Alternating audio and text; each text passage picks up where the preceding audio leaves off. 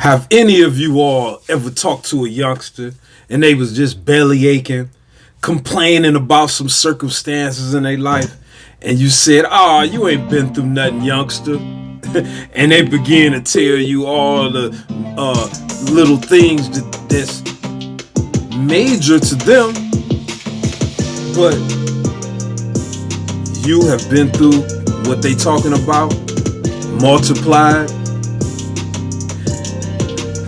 I plan to talk about that today because it is very important for a person that loves to have a degree of empathy, to have a bit of compassion, especially if you know not what the other person is going through, but you know it's major. Welcome to the Foundation for Elevation Station. I'm tapping in from Cleveland, Ohio, and as you can see, I love the brownies.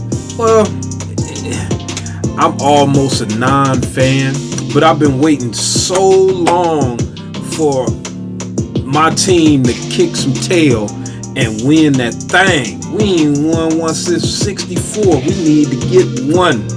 We've been a long time getting our butt onto the real things. You know, oftentimes people talk to me about things that's going awry in their life. They have trouble. A lot of people come to me and I speak with them.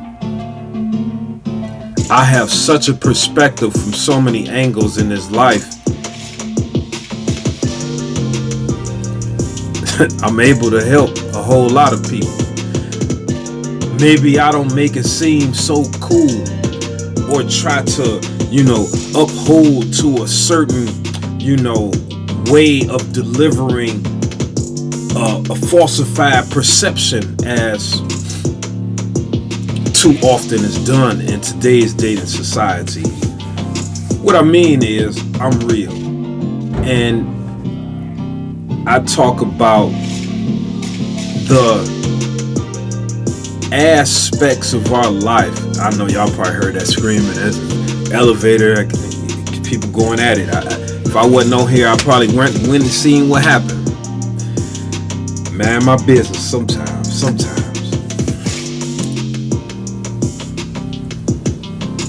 But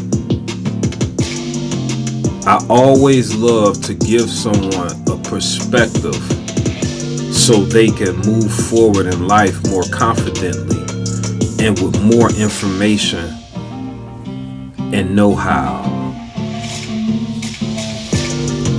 But sometimes youngsters come and they say, "Man, I'm having trouble with my lady friend. My girlfriend, man, she keep making trouble for me. She talking about throwing me out." I always tell young men in that situation that it is a homeless shelter in Cleveland that will, within 2 to 3 months, help you get in a place of your own. Will help you get a house of your own if you're willing to go through the steps to make it happen. The embarrassment of checking in to the homeless shelter.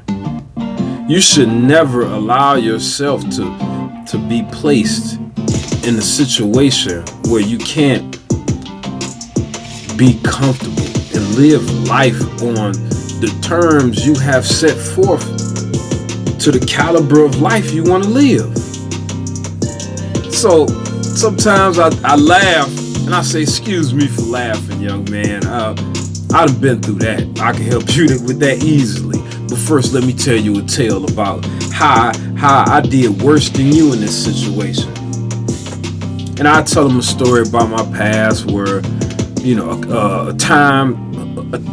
two times I was staying with a female, and it just put you in such a disadvantaged situation where, I couldn't allow it. Like, I had to bust on out. But it's one young man that I can't ignore the struggle he's been through. And that young man is me. See, I'm 48 years young, and I can remember the things that I went through in my late teens and all the way up to my mid 20s, 27, 28. You see, I have been in so many physical altercations, over 140 to be exact, maybe 142. I used to count them because it was more eventful and exhilarating and fulfillment in life than, having relations with a lady. I truly was fulfilled by getting into an altercation with someone that was bullying me or that they were dead wrong. A lot of people that know me from the past don't even know how many life or death events I was in physically. A good number of them, 20 or 30, I could have not been here. I can't believe the trauma, the PTSD that I've been through with a long life of these things. I was shot on 2 different occasions, twice in one occasion. One time I was shot in the spine. It was paralyzed.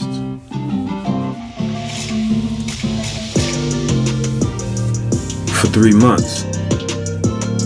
I've been in and out of incarceration during this point in my life. And my incarceration days total about 9 years of my life. And they sent me a long way away from my home, for which I had limited support. And most of the time I had decent enough money and my family would use it while I was incarcerated.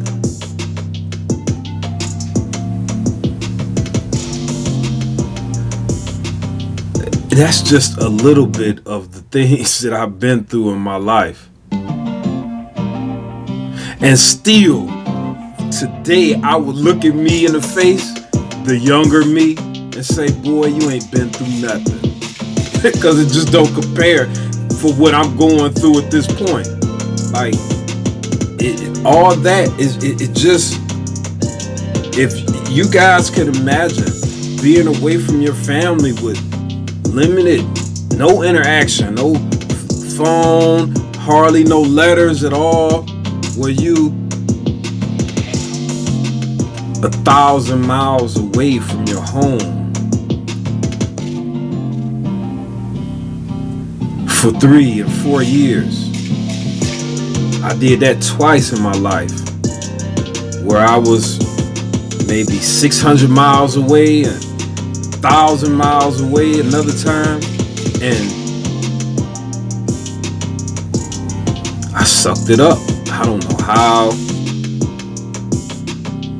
but I know I look back right now and I'm gonna say, boy, you ain't been through nothing. That little stuff ain't nothing compared to what we going through now, big bruh.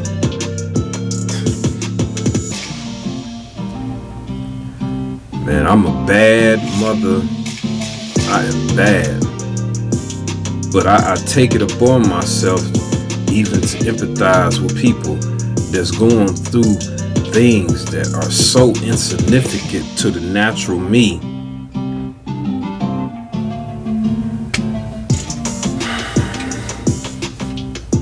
That takes even more. How can I smile? Hey, we having a good time, ain't we? When me or the person may be going through so much.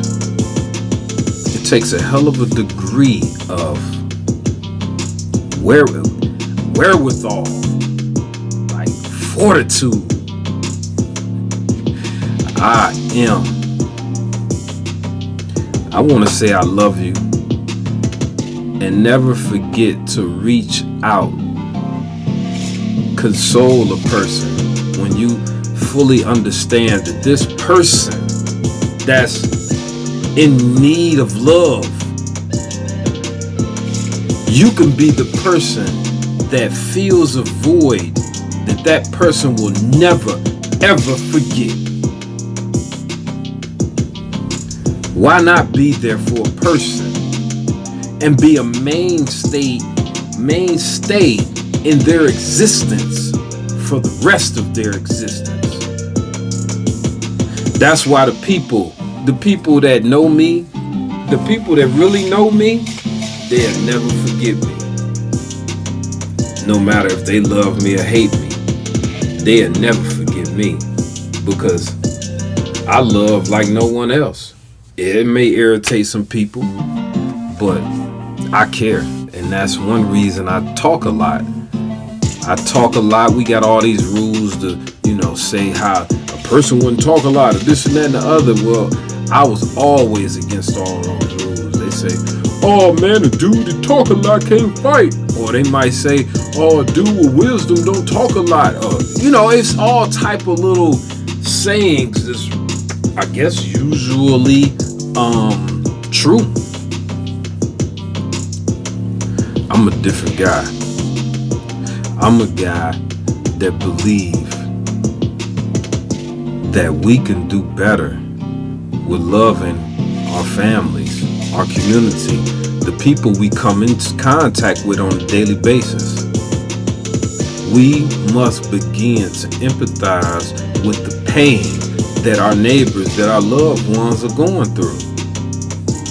No more minimizing the pain that someone else feels, laughing and giggling, shaming them for going through something that's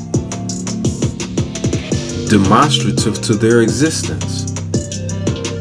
People feel pain even if you don't think that they do. Let's provide healing atmospheres, healing environments in our community that is based upon love. It can be false love. It could be whatever you want it to be, but just look like love from the outside. Just look like it, project it. If you don't, you can't, stay at home. It's a new day. We are bringing forth a different way in which we conduct ourselves and convey our power of love and empathy in our communities. We need healing. And I say I love you, and I empathize with you.